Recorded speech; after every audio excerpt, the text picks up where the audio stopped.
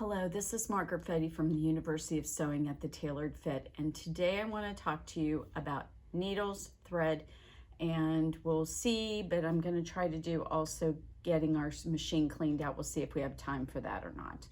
So first off, let's talk about the proper needles and the proper thread that you should use for your Bernina sewing machine. So we have right in front of us a whole collection of Schmetz needles, and when you get that packet of needles with your Bernina sewing machine that's labeled Bernina, turns out it's actually a Schmetz needle that they make those for Bernina, and they package them for Bernina. So the Schmetz needles are pretty wonderful. They come in quite a variety so that you can have the proper needle for the proper job. And most people think that needles are maybe not important. Some of you know that they are, but let's talk about them a little bit and understand what I always tell my customers and my students is your sewing machine needle is the cheapest thing that you can do to replacing those and keeping those fresh, sharp, and in good shape. That is the least expensive thing you can do to not damage your machine, to not damage your project, to make sure that your project turns out really in the best it can be. So when you come in here and you buy a sewing machine, most of the time I try to make sure that you get a copy of the Schmetz Pocket Guide and this other little more abbreviated kind of the Cliff Notes on needles. These two pieces of literature right here. These two pieces right here are free. I never charge for them. You can come in here anytime you want and I will give you a set of copies. If you are taking this as part of your mastery class, then hopefully we will have remembered to put with your fabric kit that this is something that's really, really handy because you can read through these books and find out exactly which needles you need for the job you are trying to do. So let's talk a little bit about the different kinds of needles, what they mean, and how you can kind of tell what they are. First off, let's look at the package of needles, and I'm going to pull up. We've got some universal needles. This is usually what most people buy when they go to the store. And a universal needle is a really interesting needle in that it works, they say, for most knits and most wovens. The point is slightly rounded. You will see that there's a little red dot up at the top here, and that refers to the size of the needle. That will mean that red dot is going to mean that it is, or it's almost orange looking. I'm not sure if it's red or orange. This means that it's a chrome needle, and this is a size 80/12. So let's talk about those things for just a moment. So the name of the needle is either going to refer to the type of thread that you're using or the type of sewing you're going to do. So for example, there are quilting needles, and there are jeans needles, and there's microtext needles, and there are embroidery needles, and there are metallic needles.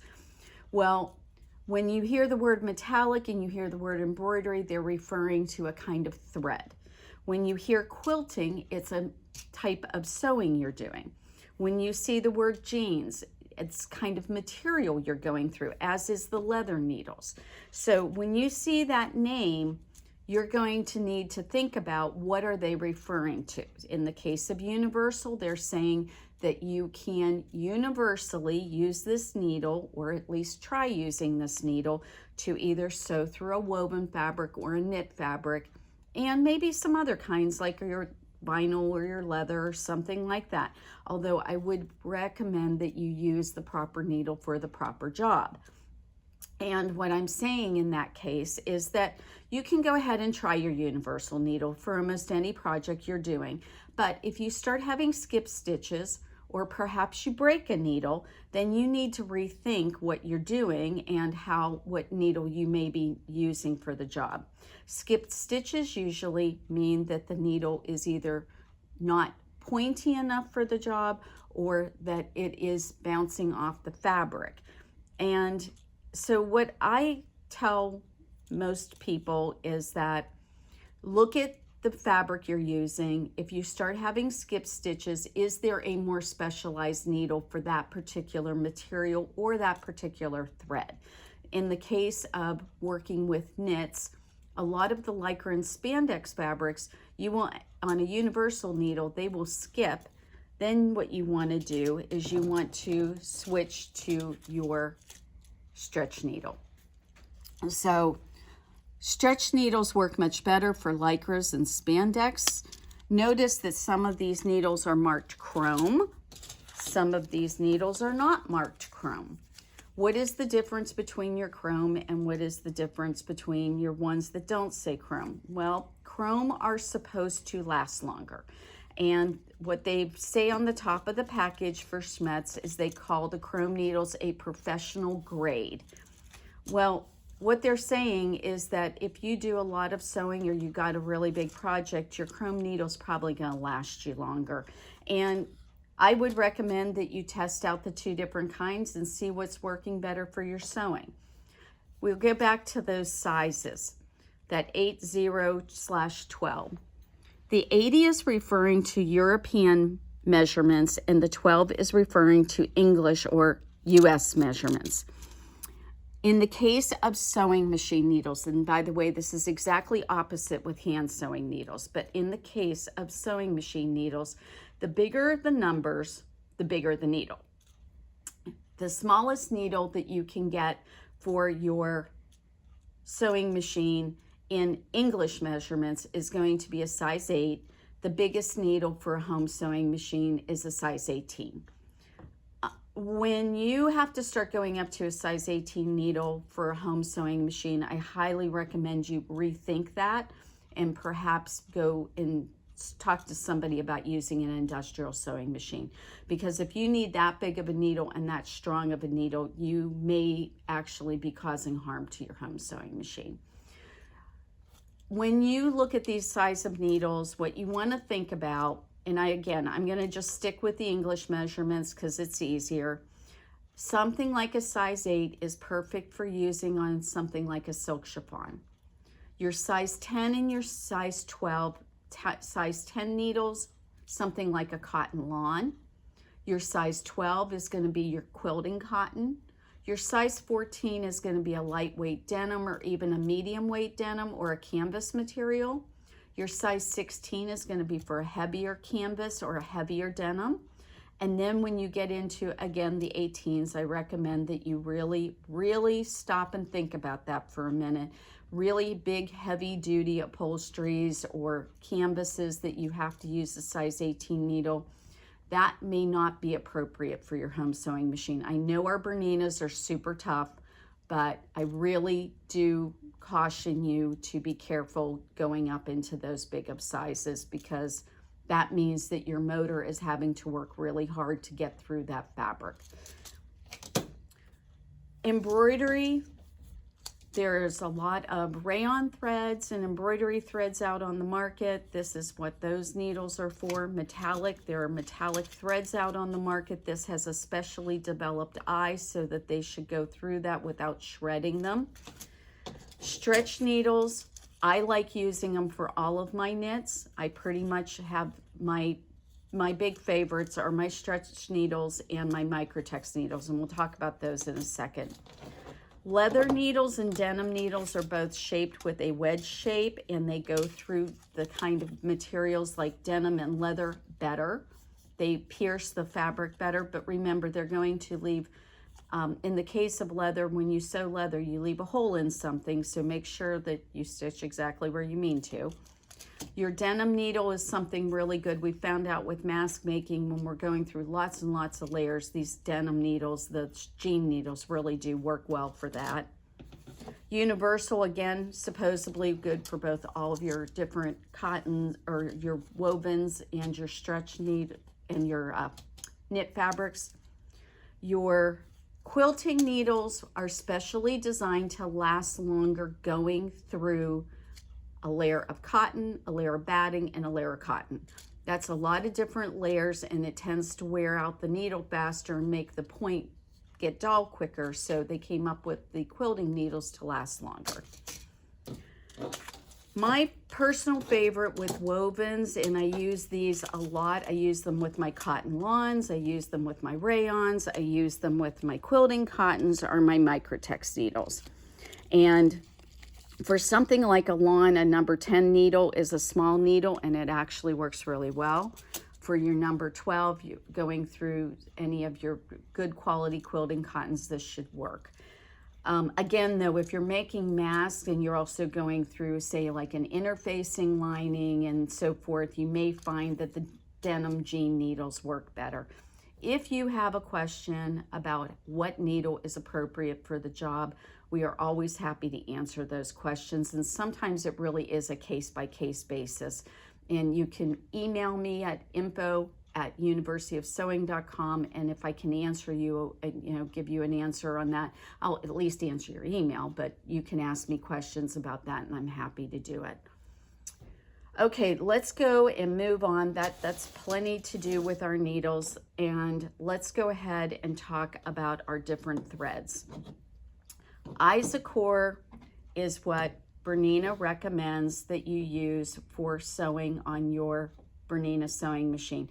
Now let me just make this clear. They actually recommend any good quality thread to be able to be used on your machine. But when you're especially doing something at high speeds or you're doing embroidery, Isocore is especially good. And the reason for it is it was designed to be a slender thread, but it's a 50 weight, so it's perfectly good for construction. But what their intention was is that you would be able to go ahead and, I apologize, this is a 40 weight. So this is a very good quality thread for going ahead and sewing through any all-purpose construction, making clothing, sewing your quilt blocks together, any of those things. And I know the purists out there do not like to put cotton fabric with polyester thread, but if you're not a purist, this is a perfectly good thread to do that, and it's nice and thin so it won't make a lumpy seam. Your embroidery out of this Isocore is amazing. It turns out really beautiful. It has a nice shine, so that works really well, and it won't break. The problem is with the Bernina sewing machines now, they go so fast and their motors are so strong, you need a strong thread to complement that. That's why they came up with the Isocore thread. So, but we also carry 100% Percentia thread, and this is a 50 weight. This thread, some people think it's a little on the thick side, so you might want to just test one spool of it and see whether you like it or not. I happen to think it's a perfectly wonderful thread for construction when I want to do cotton projects. We also carry a thread called Sulky. This is a decorative thread, but it can be used on your sewing machine. You don't want to use it with less than a size 12 needle. This thread is about the weight of top stitching thread. So if I put my Isocore next to it, you can see how much thicker it is. Are we getting a good view of that, I hope? So what you've got here is, I just mentioned different weights and different kinds of thread. So out on the market, there are plenty of really good quality cottons. I'm sure you know all their names. I don't carry all of them, but we do carry the Percentia thread, and we have their full collection of this in the small spools so that you can get what you need for a specific project. In the Isocore, we are getting to the point where we're going to eventually carry all their colors, but we've got quite a few of the basic colors, and we also carry the bigger spools. So if you want to save some money, it's really actually a very good deal to buy the bigger spools. So what does the weight of thread mean? I mentioned a 12 weight, I mentioned a 40 weight, I mentioned a 50 weight. What does that mean? Well, unfortunately, the weight on thread isn't a perfect science, and they apparently, depending on the company, have different kinds of ways they describe that. So let me do my best to explain what you're looking at. From thread weights, if you look at something that's, say, 100 weight, is a very thin, very light thread that is meant mostly for hand sewing, like something like a hand applique. As you get to the smaller numbers, then we start getting to where we can do construction with them. So a 40 or a 50 weight. 50 weight is supposed to be a little bit thinner than a 40 weight, but depending on how many layers of thread that they use, plies of thread that they use, that sometimes is not true. For example, our Percynthia thread is actually a little bit wider than this 40 weight Isacore.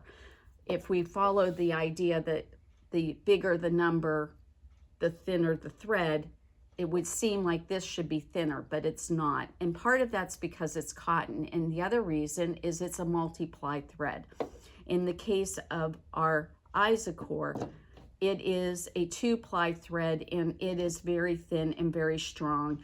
So that's a 40 weight. And normally you would think of the 40 weight because 100 is very thin, 80 is a thin thread. You wouldn't want to do construction with any of those. Normally, once you get to 50 and 40 weight, those are for any kind of construction. So when you are doing quilting construction or you're making clothes, those should all work. You shouldn't have any problems with a 40 or a 50 weight. Now, as I get to bigger or the smaller numbers, 12 weight is not meant for construction, it's meant for decorative stitching. You will see sometimes out there that there are 8 weight and then there's 3 weight. Well, those end up being for hand sewing, and you'll see those, and when you touch them, you would find out very quickly they're way too thick to go through the eye of a sewing machine needle. So when you're looking at thread, what you want to do is stay with either a 40 or 50 weight if you're constructing something. If you're doing something decorative, the opposite ends of your spectrum are very good for that. For example, again, a 100 weight or an 80 weight is meant for very fine hand sewing. Your 12 weights, your 8 weights, your 3 weights are all meant for decorative stitching. The largest of those is going to be a 3 weight. The smallest of those is the 12 weight. The 12 weight can still go through a sewing machine needle. And the really nice thing about the sulkies that we carry, they're 100% cotton. They're very pretty. They come in lots of different colors, including variegated. And these can be used with the decorative stitches on your sewing machine. Again, kind of the way to think about these sulkies is the 12 weight. Don't use anything smaller than a size 12 needle. We carry cone holders so that you can go ahead and put your cones back behind the machine. I have one over here set up and ready to go. The way that these are made, you put the cone on here. You want to take and run your thread back behind the machine, and then there is on this 570, we have a little thread guide right here. You would want to use that. So my cone is going to sit back behind my machine, basically in alignment with where this is, and then I can go ahead and thread my machine like normal. Now, the point of me telling you again about these cone holders is you can save a lot of money buying the bigger cones of thread of your general weight. Like say you use a lot of white, or you use a lot of black, or you use a lot of gray. What you might go ahead and do is buy those as a big cone. Then you get the smaller ones to put on your machine because you don't use those colors as often. And this is a great way for you to save some money. So if you are interested in more information about threads, we have a nice little pocket guide. This is not a very expensive book, and it explains all the different things about thread.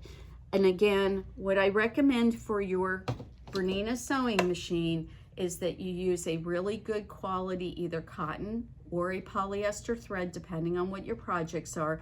And again, if you're just not 100% sure of which one you want to use and you want to ask us questions, we are always here to answer your questions. I've sewn professionally for my entire adult life. I know an awful lot about thread, and I can certainly help you pick the correct thread and the correct needle for your projects so that you get the best results. The last thing we're going to cover today is we're going to talk about fixing our sewing machine. and excuse me, cleaning our sewing machine. And so what I wanted to point out, when you get ready to clean up your sewing machine, that you're going to want to do a couple things. One, you're going to want to remove your table off of there. You're going to want to remove your foot. Remember, our feet just go on and off. On the side here, there is a little bar that we're just going to push back, and the foot drops straight down. So that comes off very easily. See my needle in there? It is probably a really good idea to loosen up your needle and remove it so you don't get stabbed. Okay, there's a bullseye right here. Press on that bullseye and pop this up and out of the way. Open up your door for your bobbin, remove your bobbin, and set that off to the side, because what you don't want to do is get a bunch of dust and dirt on your bobbin. That doesn't make any sense. The next thing you're going to do is right here to the side, there is a little thing that we're going to press, and out pops all of this area. This is what your hook is kept in place into the machine. The hook actually just comes straight out, but you're going to have to angle it a little bit to get it out of the machine. Next thing you're going to do is you're going to look at this hook, and you are going to take a little brush or a bigger brush. This one we sell. We also have this little kit right here. It has one of those micro fiber things for your screen, and it has two different nice little brushes to get in your machine and clean that out. You can see what I'm doing is I'm going to brush right here, make sure there's no dust and dirt. I'm going to go in here and I'm going to do the same thing. The nice thing about these brushes is they tend to hold any dust and lint on them, so I can take that off just with my hand and put that in my trash can. The other thing we're going to do is we are going to go ahead and brush our dirt out of the machine. Make sure you're going out of the machine. Don't kind of jam it into there. Where you tend to get a lot of dust and dirt is in between these feed dogs. That's where a lot of lint resides. If you use a lot of cotton thread, you should do this very frequently, what we're doing today. Cleaning out your sewing machine. Any big project that you do, you should probably clean it out. And we're going to show you how to oil it too. Again, you're going to use your ears to hear when your machine is needing to be oiled. The machine, when you first get it, you'll probably hear it. It's probably going really nice and smooth, and it sounds really quiet. If it starts to get a little bit louder and you're actually noticing you're hearing it, it's probably time to oil it. What I recommend to most people to do is think about doing this oiling. If you're a regular sewer, if you do a lot of projects, and let's just say normal amounts of sewing, you're sewing every weekend, something like that. Every third or fourth weekend, get in there, make sure you clean it out, and make sure you oil it. The oiling places on this machine are super easy. The only places you're going to oil is we have, actually I'm going to use a different pointer. See this right here? Can we get that in the camera? And right here, you put 1 drop of oil right there and there. Okay? We've cleaned everything out. The other thing that you might want to go ahead and do at this point, although your machine usually tells you when you need to do this, you have some cutting blades on this machine, and they are actually located right here. And when we turn on the machine here, I'll be able to show you how we can go ahead, and we're going to do a real quick thing. Thought we were going to turn on the machine, but I don't think we're plugged in. So right here is your cutting blades, and all you have to do is hit this button right here that shows the cutting. Ah, there we go. They're coming up. Okay. So see, the lights are on. Right here are the cutting blades. So if what I do is I press that, notice how they went out and in. So in our settings, which if we go right here, we can get to our settings. We can go ahead to, I think it's right here. No, I'm in the wrong spot. That's the nice thing, is we could just go backwards. So maybe right here. So there, see the wrench? That's going to tell you where to go and do cleaning stuff. There's a little thing, time to clean your thread catcher. That's what they call the knife blades that are cutting it. So it's going to go through and it tells you to click on this link, and then you press on the cutting blade part here. So what it's done is it's popped it out. What you want to do is very gently, if there's any dust, go ahead and do that. If you see any threads in here, that's when you want to get your tweezers out and maybe get those little threads out of there. Then what it's going to tell you to do, you should go along and you read that again. It's going to tell you to go ahead and press that link, and you'll press this back in, and all the blades have gone back to their natural position, and we've cleaned out the thread cutter. That's all there is to it. It's very simple to do. And then you can just go back to the very beginning, and here we're back to our sewing. One last place to oil. We're going to put this back in, and I want to point out that you have two very open slots, okay?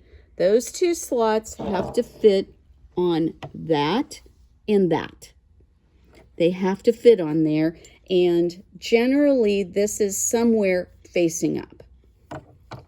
You're going to go back into the machine at an angle. It kind of is a scoop motion.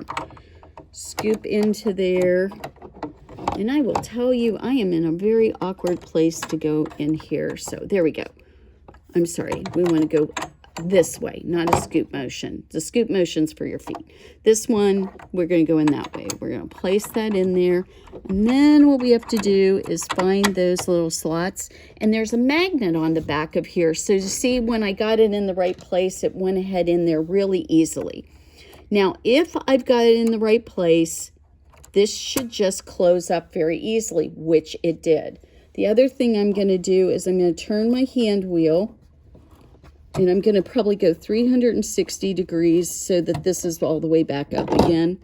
And nothing popped out. If I did it wrong, it would have popped back out. So the last thing I'm going to do is, before I put all of this back together, I'm going to put one more drop of oil. And that last drop of oil is going to be actually on the metal hook. And I don't know if we can get in here or not, but you will be able to see in this opening between my feed dogs, there will be a metal piece, and it looks, I think we can, can we see that? Okay, so you're going to put your one drop of oil right there. That's where you want to put one drop of oil. After you do that, you can put the whole machine back together. We'll put the plate back on, and notice when I put the plate on, I'm going to start from the right side, and then I'm going to press down onto, put the left side down, and then I'm backwards, and so I was thinking about this differently. So we put that on there. We're going to put our foot back on. We've got our foot back on. We're going to put our needle back in. We're going to close up everything. And I'm not going to try to put the needle back in this particular way because I'm kind of at the side of the machine and I won't do it properly. What I want you to do before you put your good fabric in the machine is go ahead and run a scrap through here and let it run over, sew over it with some thread and make sure that there's no excess oil. Once you do that, you should be up and running and everything should be good. Don't over oil your machine. It's not good for it. When I said one drop on each one of those little kind of circles inside the hook area and then the one on your hook itself, I mean one drop. If accidentally, and everybody has done it at some point in time, accidentally you hit your oil too hard and you should have gotten something that looks like this in your machine. If you put too much oil in your machine, Q-tips are your friend. Just take the Q-tip and wipe it off and get as much of it off of there as you can, and you should be good. Or take a little piece of paper towel. It'll soak up the oil. Just try to make sure that you clean it all up, because what you don't want to do is get any of the oil on your project. All right, everybody, that pretty well covers cleaning your machine, talking about needles, and talking about thread. I am sure you will have questions. Watch this a second time. There's a lot of information. Make yourself some notes. Don't hesitate to put your questions down and let me answer them. I know that there's a lot of information here. So I hope everybody has a great day. Enjoy your wonderful sewing machine, because these Berninas, there isn't anything better on the market. I just absolutely love them. I never have any problems that I didn't create myself. So they're great machines and you will like it. If there's anything I can help you with, don't hesitate to ask me. I know that sometimes doing something like this is not as clear as you being able to answer and ask me questions back and forth as in person, but right now we're kind of in a place we can't do that so easily. So again, don't hesitate. Info at universityofsewing.com. Go ahead and feel free to ask me any questions you want to. Have a great day, everyone. Thanks a lot.